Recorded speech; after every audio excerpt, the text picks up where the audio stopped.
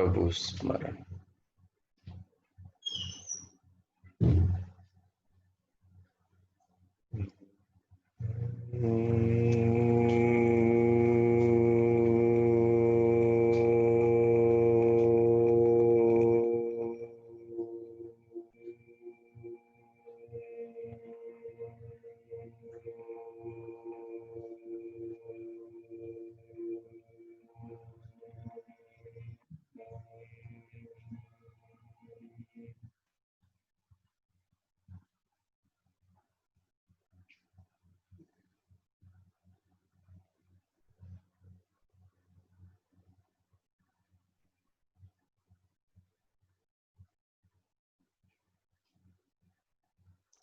अमृत ध्यान साधना प्रभात सत्संग में आप सभी साधक साधिकाओं का हार्दिक स्वागत है। आइए सर्वप्रथम आसन की स्थिति का निर्माण करें। तदुपरांत ध्यान में प्रवेश और फिर ध्यान के विषय पर कार्य प्रारंभ करेंगे। आसन के लिए जो भी आलथी पालथी या आसन आपको अनुकूल हो वह लगा लें।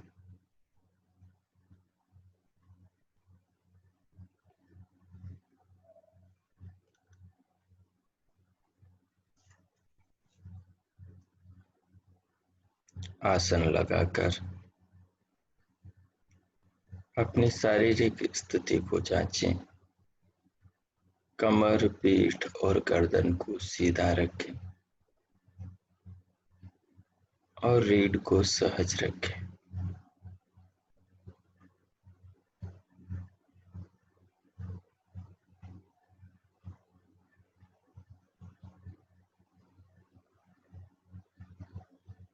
दोनों हथेलियों को गोद में रख लें व घुटनों पर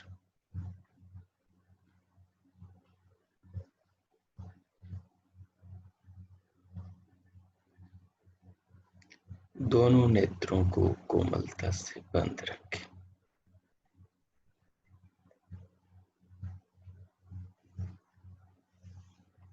पलकों को सहज रखें, नेत्रों को सहज रखें, पुतलियों में सहजता रखें।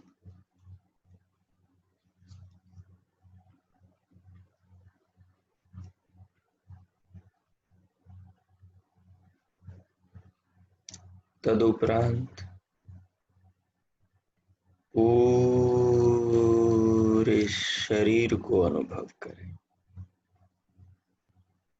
सिर से पांव तक, पांव से सिर तक।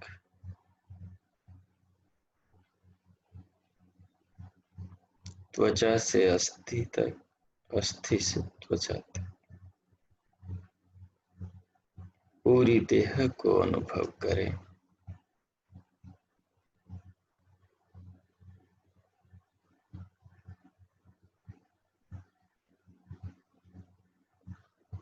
अनुभव करते हुए पूरे शरीर को ढीला छोड़ें। शरीर के सभी अंग प्रत्यंगों को शिथिल करें। सबको अपने हाल पर छोड़ दें। किसी अंग प्रत्यंग पर दबाव, खिंचाव, अकड़न जकड़न न बनाए। सभी अंगों की मांसपेशियों को ढीला छोड़ दें। सिर को, ललाट को, भौरों को, आंखों को, पलकों को, कानों को, गालों को, नाक को, होठों को, दंत पंक्तियों को, जिह्वा को, दोनों कंधों को, भुजाओं को, कोहनियों को, कलाइयों को, हथेलियों को, उंगलियों को, अंगूठों को, सबको सहज करें।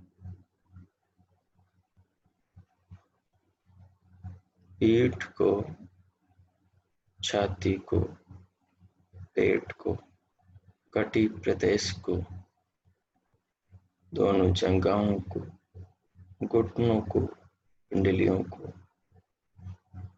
टखनों को, एड़ियों को, तलवों को, पंजों को, उंगलियों को, अंगूठों को, सारे शरीर को शिथिल करें। महसूस करें, पूरी देह को सहज अनुभव करें।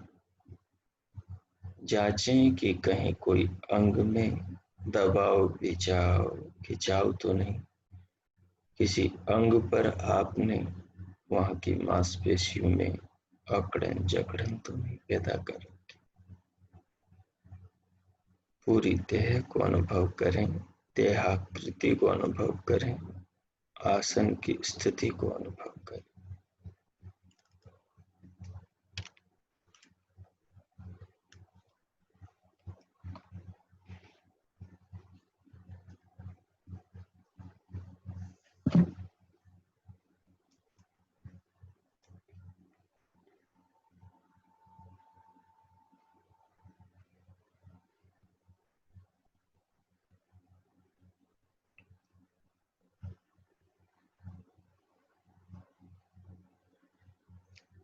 पूरे शरीर को अनुभव करते हुए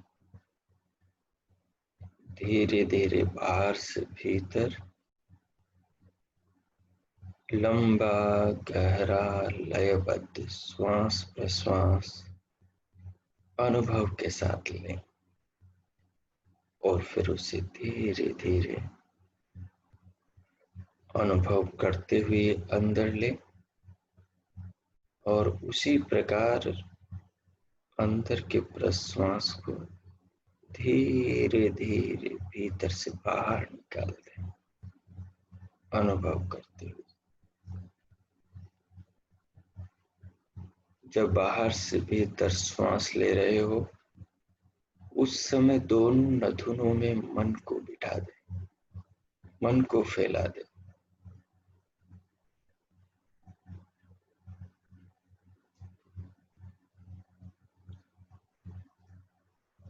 जितना भी श्वास बाहर से भीतर आए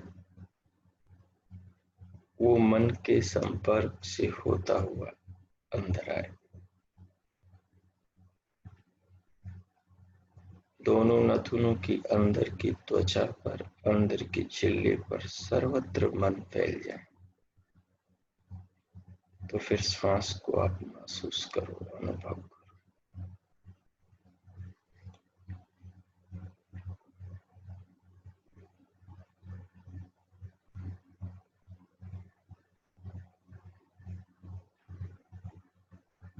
जब श्वास को अनुभव करें उसके साथ पूरी देह को भी अनुभव करें। श्वास के लेने से, श्वास के छोड़ने से जो देह में चेंज आए, बदलाव हो, उसे भी साथ के साथ महसूस करें।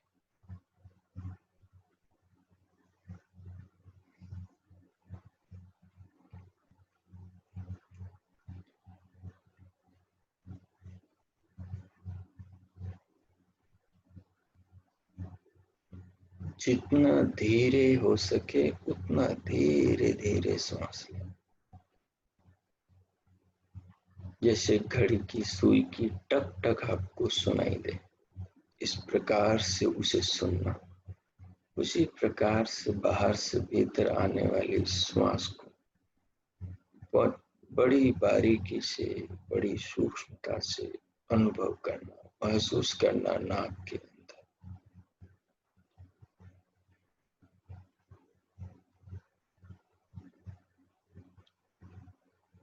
आप पाएंगे थोड़ी देर में आपका सारा शरीर शांत हो जाए, निर्भर हो जाए। तमोगुण से रहित हो जाएगा, हल्का हो जाएगा, स्थिर हो जाएगा और मन एकाग्रचित हो जाएगा। रजोगुण दब जाएगा, मन की चांचल्यता सब समाप्त हो जाएगी, मन एकाग्रचित हो जाएगा। ज्यों ज्यों सत्वगुण बढ़ेगा त्यों श्वास को धीरे धीरे लेते हुए जब पूरी देह में अनुभव करेंगे उसका प्रभाव, तो शरीर में एक अद्भुत शांति और सुख का अनुभव होगा। इसे 2 मिनट करें। श्वास लेते हुए, श्वास निकालते हुए पूरे शरीर को अनुभव करें।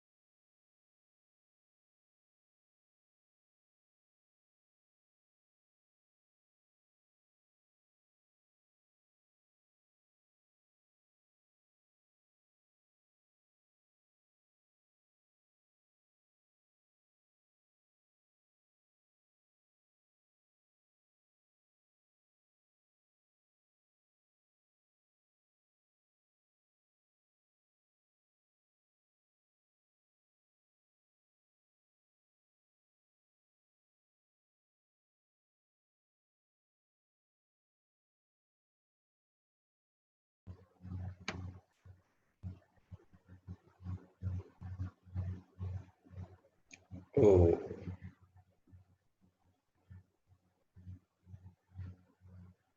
इस प्रकार अपने आसन की स्थिति बनाते हुए, आसन को स्थिर करते हुए, देह को सुखात्मक बनाते हुए, मन को एकाग्रचित करते हुए, देह के तमोगुण और रजोगुण को दबाकर सत्वगुण को देह में उभारते हुए, अब परम दयालु, परम कृपालु, हम सबके जीवन के आधार, घट घट में बसने वाले, हर आत्मा में रहने वाले अंतर्यामी परमात्मा के मुख्य निज ओंकार नाम का मानसिक जप करेंगे।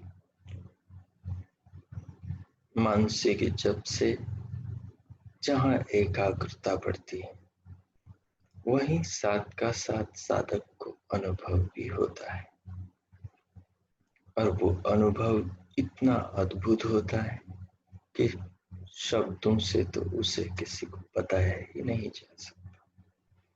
वो तो अनुभव की वस्तु है। उसे अनुभव करते हुए ही आप उस समय देह के अंदर बरसने वाले प्रभु नाम के सुमिरन के अमृत रस का पान कर सकेंगे। तो उसमें जितनी ज्यादा एकाग्रता होगी, सुख, आनंद, वो भाव उतने ही ज्यादा भीतर गहरे बनेंगे। आपको मानसिक जप करना है, परंतु भावना नाभि से उठानी है। जप के आरंभ, आकार की शुरुआत नाभि से करनी। उकार तक आप हृदय तक ले आए और मकार में आप मस्तिष्क तक, ब्रह्मरंध्र तक ले जाए।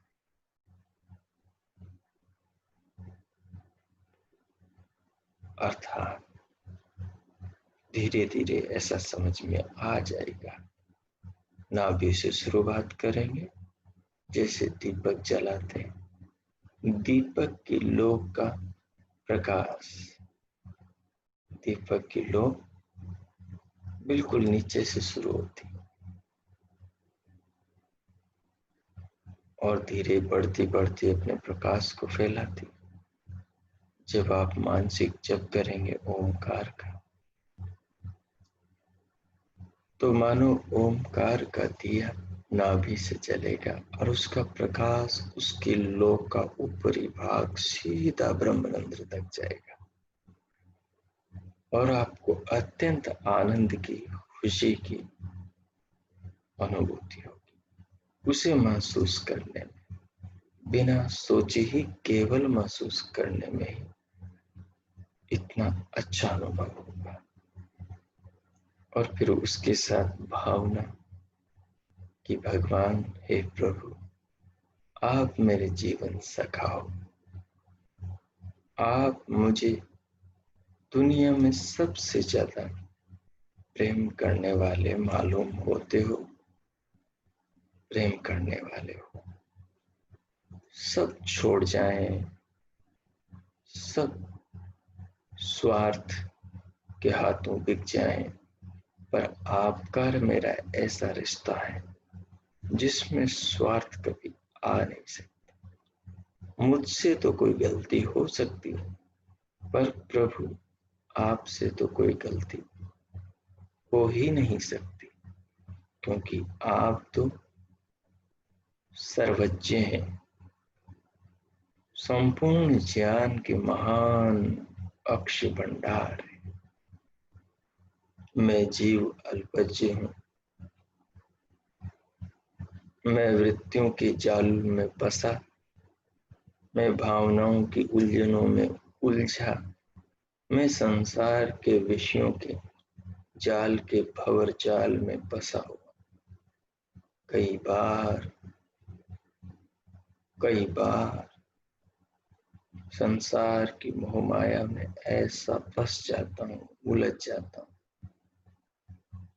कि जीवन मिला किसके लिए, जीना किसके लिए है, ये भी भूल जाता हूँ।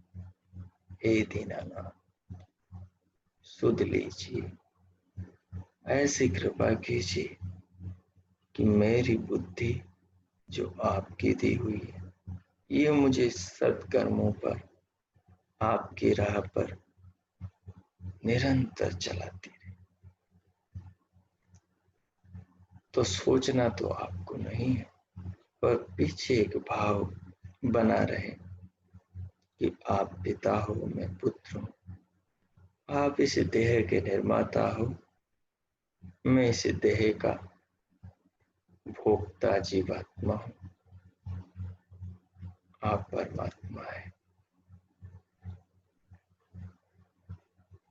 मेरे अस्तित्व की पहचान आपके दिए शरीर के मिलने पर मुझे हो पाती है। इस सुंदर जगत और इस जीवन का आस्वादन आपकी कृपा के बिना असंभव है। इस प्रकार से भीतर कुछ मधुर भावनाएं जप के साथ में आती रहे, जाती रहे और आप भगवान का जप करते हुए मानसिक जप को बिल्कुल पूरे शरीर में धीरे धीरे फैलता हुआ महसूस करेंगे। जब शुरुआत करेंगे तब से ही, और बहुत प्यारा वो अनुभव होता है। साधक को बहुत उसमें आनंद आता है। समय के पार साधना में बैठे साधक को वो अनुभव ले जाता है। अब प्रारंभ करेंगे आप।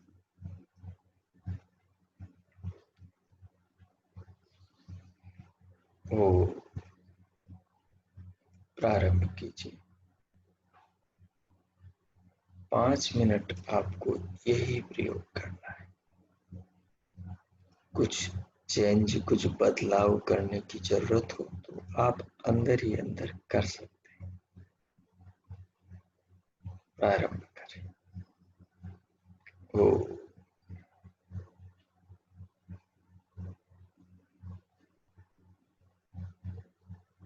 जिनको दिव्यनाद सुनाई देता है वो इसके साथ उसको सुन सकता है। जिनको दिव्य प्रकाश दिखाई देता है वो इसके साथ सुन सकते हैं। नहीं तो जो इसी में ही आनंदित रहना चाहते हैं वो इसी में ही आनंदित रहे। ओ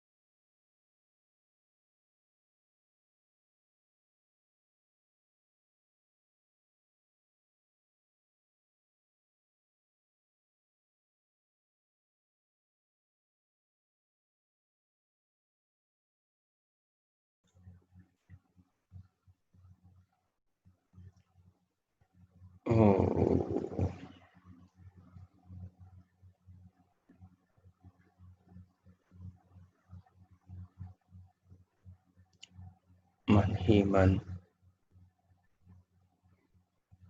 प्रभु का धन्यवाद करें। उनसे जो मिला ये जीवन, मनुष्य शरीर, ये अवसर, इन सब के लिए भगवान का धन्यवाद करें।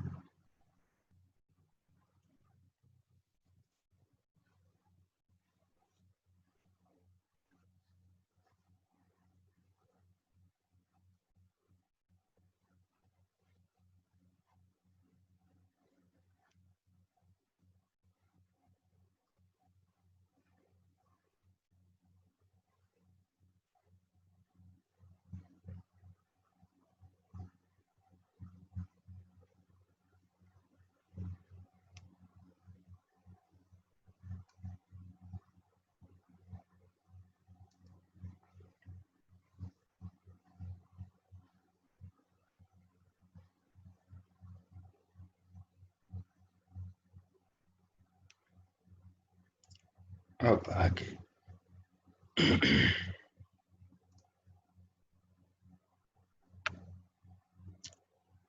अब आगे हम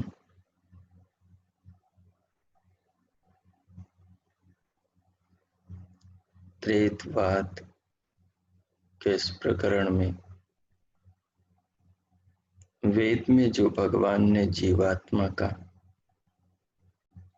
स्वरूप बताया है उसके संबंध में कहा है। जीवात्मा को समझाने वाले जिन शब्दों का उल्लेख किया है, जो जीवात्मा के स्वरूप के बोधक शब्द हैं, उनके द्वारा हम जीवात्मा को जानने का, उसके ऊपर विचार करने का प्रयास करें।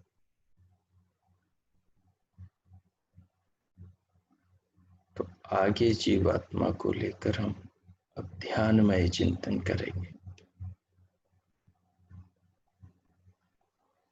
इस ध्यान में ये विषय ही आपका धारणा का विषय होगा। मन को इस विषय पर ही लगाए रखेंगे, यही मन की धारणा होगी।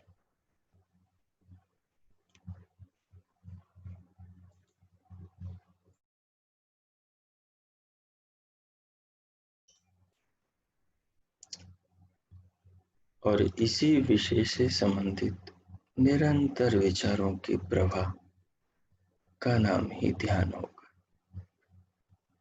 इसी विषय से संबंधित क्रमशः विचार आएंगे आएंगे जाएंगे, सिलसिला ये चलता रहेगा, इसी का नाम ध्यान होगा। आइए प्रारंभ करते हैं।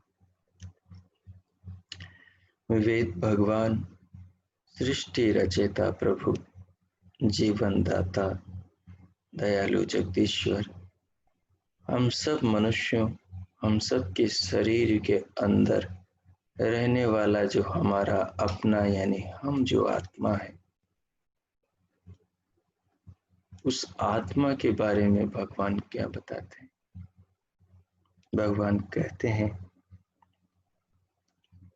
अपांग पांगेति स्वधया गृभीतो अमर्त्यो मर्तेना संयोनि। प्रभु ने जिज्ञासु ऋग्वेद के ऋषि के हृदय में यह उपदेश समाधि में उसे प्रदान किया, और उस पूज्यपाद ऋषि ने भगवान के इस अमृत को पान करके हम सब के लिए आगे प्रचारित कर दिया। प्रभु कह रहे हैं,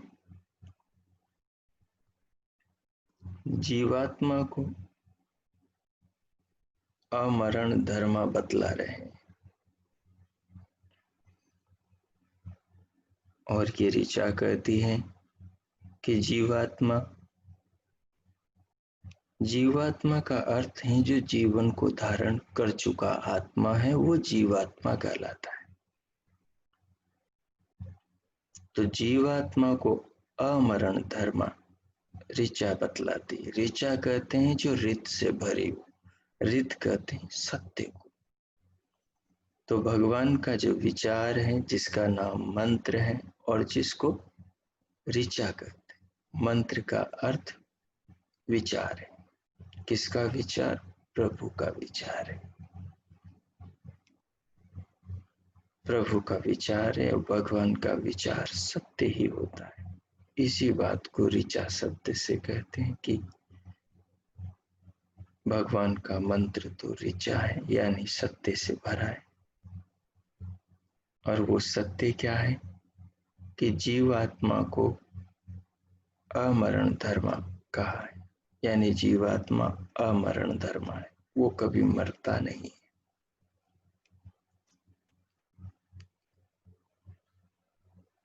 उस मरण धर्म शरीर के साथ रहने वाला जीवात्मा है। अब जीवात्मा संसार में कहाँ रहता है? तो कहा मरण धर्म शरीर के साथ रहता है। मरण धर्म शरीर में जीवात्मा रहता है।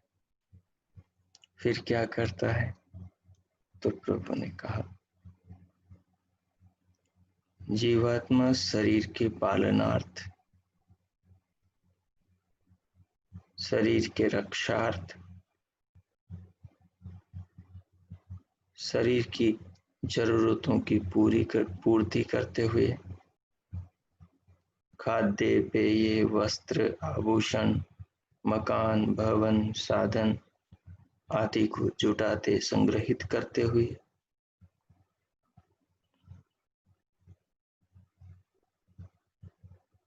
वो नाना कार्य करता है। जिस शरीर में रहता है उस शरीर के पालन करने के लिए, उस शरीर को जीवित रखने के लिए जीवात्मा शरीर के द्वारा अन्न खाता है। जैसा हम भोजन करते हैं और अन्न खाने से जो शक्ति उसके शरीर में आती है, उस शक्ति से वो कर्मों को करता है। और कर्मों को करता हुआ जब शुद्ध ज्ञान कर्मों को करने का हो तो वो उन्नति करता है, आत्मोन्नति करता है। और शुद्ध ज्ञान न हो तो फिर वो अपनी अवनति करता है, यानी पतित हो जाता है। और शुद्ध ज्ञान हो तो वो अपना उत्थान करता है, उन्नति करता है। अब इस वाक्य के मर्म को समझ लेना है। भगवान क्या कह रहे हैं कि जीवात्मा अमरण धर्म है, जीवात्मा मरता नहीं। अब हम अपने जीवन में अनुभव करें कि हम मरते हैं या नहीं मरते। ये जो सारा संसार है ये भगवान का बड़ा वेद भाष्य है। भगवान ने जो अपने वेद नाम की पुस्तक में, या यूं कहें कि जो ऋषियों के हृदय में, उनकी समाधियों में भगवान ने सबसे पहले जो जगत और जीवन को जनाने वाले उपदेश किए, जिनको ऋषियों ने संग्रहित करके पुस्तक बना दी, उस पुस्तक के अंदर जितने भी भगवान के विचार, भगवान के उपदेश, सत्य से भरी ऋचाएं, मंत्र हैं, उनके अंदर सारे जगत के बारे में, इस जगत में रहने वाले जीवों के बारे में, इस जगत के अंदर जो भी पदार्थ हैं, चांद, सूरज, धरती, आकाश, वायु, अग्नि, जल के अंदर के प्राणी, पृथ्वी के ऊपर के प्राणी, पृथ्वी के अंदर के प्राणी, वृक्ष हैं, औषधियां, सब जितने भी जीव जंतु हैं, उन सब के बारे में भगवान ने सब कुछ लिखा है। जितना धरती पर मनुष्य को ज्ञान की जरूरत है अपने कल्याण के लिए, अपने भोग और अपवर्ग के लिए, वो सारा ज्ञान प्रभु ने वेद में दे दिया। वही वेद, वही प्रभु का संदेश है कि मनुष्य की आत्मा अमरण धर्म है। मनुष्य की आत्मा नहीं मरती। अब हमें संसार में, क्योंकि यही भगवान का वेद भाष्य है, जो संसार में हो रहा है इसी से हमें अपने जीवन को समझना है। तो हम देखते हैं कि कुछ बच्चे ऐसे जन्म लेते हैं, वो अपने पिछले जन्मों की सारी बातें बता देते हैं, और हम हर प्रकार से, हर एंगल से उनकी बात की पड़ताड़ना करते हैं कि ये सही कह रहे हैं या झूठ बोल रहे हैं। तो हूबहू जो बच्चा अभी तक वहां गया नहीं, जिसने अभी तक पुराना मकान अपना पिछले जन्म वाला देखा नहीं, पिछले जन्म के माँ बाप से मिला नहीं, उनके बारे में उसने अभी सब कुछ बता दिया है। जीभ जैसे उसकी खुलने लगी है, तुतलानापन उसका जैसे ही कम होने लगा है, और वो सब पुरानी बातें बता रहा है। इससे एक बात निकल कर आती कि जिन कुछ अपवाद स्वरूप बच्चों को ये याद रह जाता है, पिछले जन्म की बातें वो बता देते, बाकी की दब जाती। यही बच्चे धीरे धीरे जो जो बड़े होते हैं त्यों त्यों उन बातों को भूलते जाते हैं। नई बातों के नीचे पुरानी बातें मानो दब जाती। जैसे किताबों के ऊपर किताबें रखने से नीचे की किताबें दब जाती, वैसे ही विचारों पर विचारों की थप्पियां लगने से पुराने संस्कार मानो धीरे धीरे दब जाते। तो पिछले जन्म में जो शरीर इस बच्चे को मिला था, वो शरीर तो नष्ट हो गया, वो शरीर तो मर गया, लेकिन उस शरीर की आत्मा मरी नहीं। उस शरीर की आत्मा अब भी इस जीवन में दूसरे शरीर में है। वही आत्मा पिछले जन्म की खबर दे रही कि पिछले जन्म में उसके साथ में ये हुआ था, और इस जन्म में वो यहाँ पर एक नए शरीर के साथ में। तो मतलब क्या हुआ कि शरीर बदल गया, आत्मा नहीं बदली। पिछले जन्म की जो यादें थी, जो स्मृतियां थी, वो भी नहीं बदली। इसका क्या मतलब हुआ कि हमारे भीतर जो ज्ञान एकत्रित होता है, हमारे कर्मों से जो संस्कार बनते हैं, जो जो करते हैं, वो उसकी छाप हमारे अंतर मन पर या हमारे अंतकरण पे पड़ जाती है। वो जन्म जन्म रहती है, वो मिटती नहीं जब तक मुक्ति नहीं हो जाती, वो बनी रहती है। लेकिन भगवान एक चमत्कार संसार में कर देते हैं। कुछ ऐसे अपवाद स्वरूप दूर दराज कुछ ऐसे बच्चों को पैदा कर देते हैं, उनमें ये मिस्टेक छोड़ देते हैं कि जिससे सारी दुनिया को पता लग जाए कि आत्मा मरती नहीं, केवल शरीर मरता है। तो प्रभु क्या कह रहे हैं? प्रभु कह रहे हैं जीवात्मा अमरण धर्म है।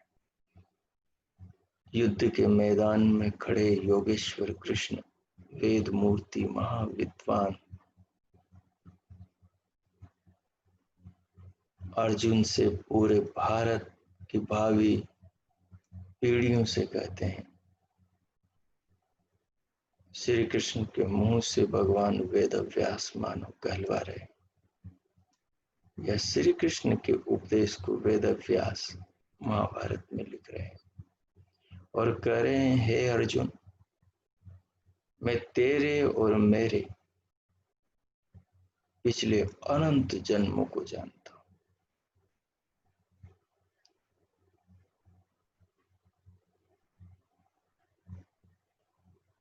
क्योंकि योगी राज कृष्ण ईश्वर नहीं थे, वो महापुरुष थे, वो देहधारी थे, वो वेदों के प्रकांड विद्वान थे, परम मनुष्य थे, परमेश्वर तो देह धारण करते ही नहीं, तो उन्होंने योग की विद्या से पिछले कई जन्मों को जान लिया था।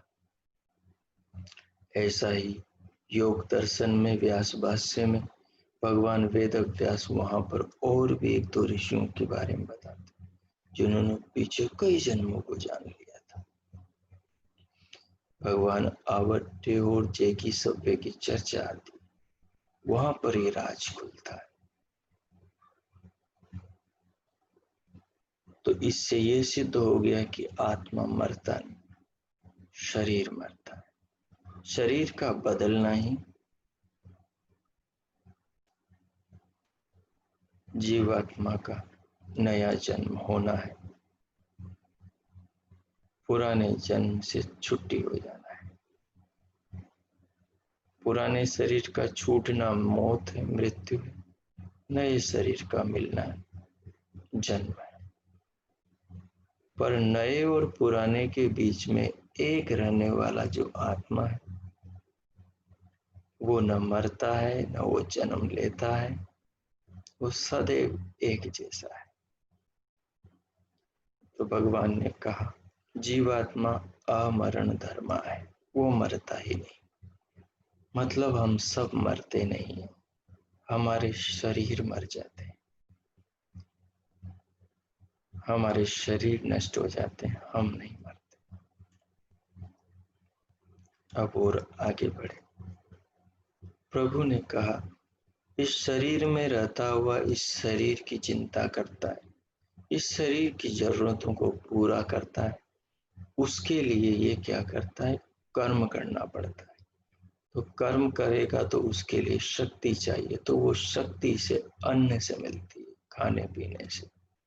तो उन अन्न को प्राप्त करने के लिए भी एक कर्म करता है। अब ये जिस रास्ते से अन्न प्राप्त करता है, जैसे कर्म करके अन्न प्राप्त करता है, उन कर्मों के अनुरूप इसके अंदर धर्म अधर्म पाप पुण्य, इसके अंदर अच्छे बुरे संस्कार बनते हैं। ज्ञान पूर्वक कर्म किया है तो धर्म के संस्कार, अज्ञान पूर्वक कर्म किया है तो अज्ञान के संस्कार बनेंगे, मोह के, राग के, अधर्म के, अन्याय के, लोभ के, लालच के संस्कार बनेंगे। और विवेक पूर्वक किया है तो न लोभ के न द्वेष के निष्काम संस्कार बने, जो सीधे मुक्ति की ओर ले जाए। जैसा ज्ञान होता है मनुष्य वैसे ही कर्म करता है। तो इस शरीर को जीवित रखने के लिए हमें भोजन करना पड़ता है। भोजन को यानी शरीर की रक्षार्थ जितने भी साधन है, भोजन वस्त्र आदि, उन सबको अर्जित करने के लिए जो मनुष्य जिस राह पर चलता है, यदि वो रास्ता गलत है तो उसकी आत्मा की अवनति होती, मतलब उसके अंतःकरण में गलत संस्कार भर जाते हैं। और जब उसका ज्ञान शुद्ध होता है, शुद्ध ज्ञान से वो देह पोषण के कर्म करता है, तो फिर वो धर्म के मार्ग पर चलता है। तो फिर उसे आगे सुख प्राप्त होता है, अच्छे जाति आयु भोग और अच्छे माँ बाप, अच्छा वातावरण, अच्छा लोगों का सानिध्य मिलता है।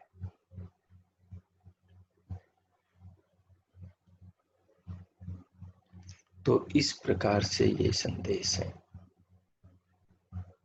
कि जीवात्मा यानी जीवन को धारण करने वाले आत्मा को जीवात्मा बोलते हैं। जो मुक्तात्मा है उनको जीवात्मा नहीं बोलते, वो मुक्त आत्मा है। आत्मा आत्मा होता है जब वो जीवन धारण करता है, सूक्ष्म शरीर से जुड़कर स्थूल शरीर में आ जाता है, तो जीवात्मा जीव कहलाता है।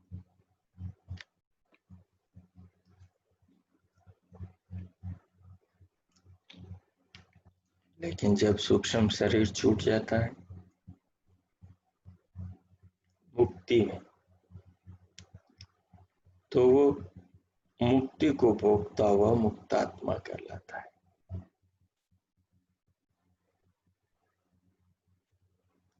आज हमने एक शब्द पर विचार किया जो जीवात्मा के स्वरूप को बताता है कि वो अमरण धर्म है, अर्थात वो अमर्त्य है।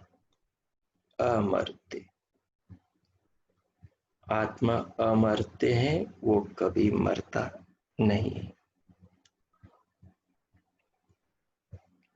इसलिए कहा अमर्त्यो मर्तेना संयोनि।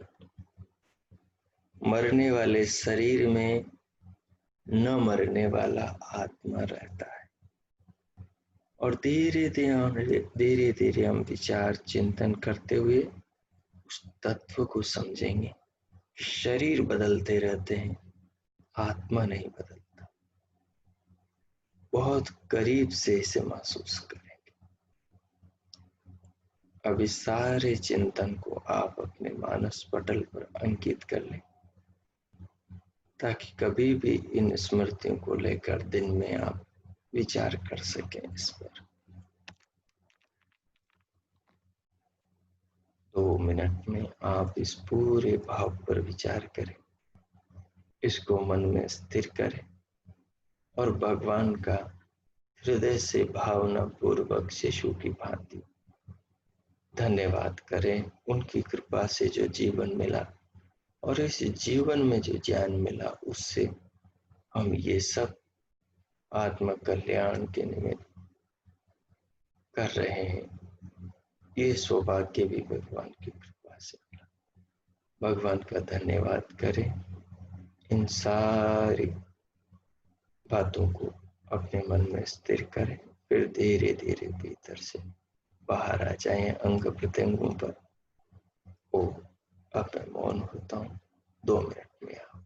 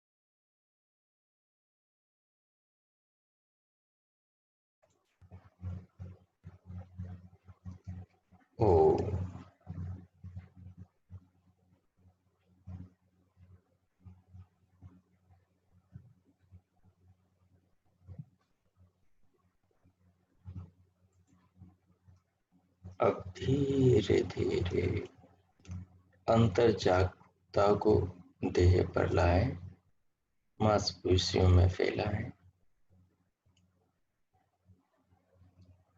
और शरीर के अंगों में हलचल उत्पन्न करें। फिर दोनों हथेलियों को अलग करके परस्पर घर्षण करते हुए पूरे मुखमंडल को स्पर्श करते हुए अनुभव के साथ फिर उंगलियों के मध्य से पलकें खोलते हुए भीतर से बाहर आ जाए।